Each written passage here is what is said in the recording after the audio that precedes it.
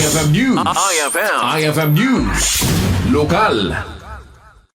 Nirambakan ti Northwestern University ti Foundation Day na idi Pebrero 2, kas Paset ti Pamulinawen Festival 2026 iti Siyudad ti Lawag.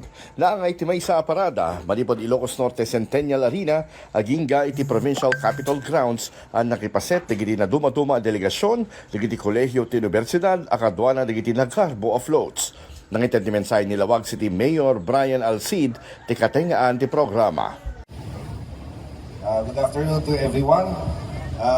First, I would like to greet our president at NU, Attorney Ferdinand Nicolas. Is with passion and the uncharted path ahead. Fast forward today, and the seeds they've sown have blossomed with rich stories, triumphs, and lessons learned.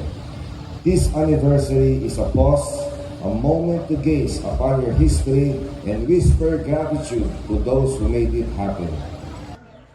Sinarulo ni Northwestern University President Attorney Ferdinand S. Nicolas. This is not for the glory of the administration.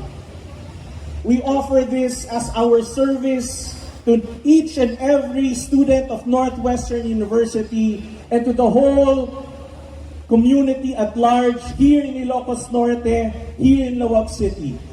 This is our offering as we continue to strive for excellence in all that we do, as we strive to celebrate our first centennial come 6 years from now.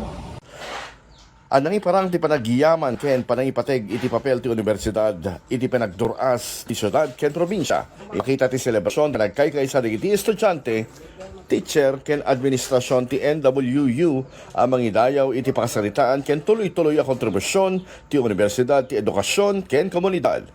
Para ti IFM News, Idol Spider Rodas, Tatak IFM.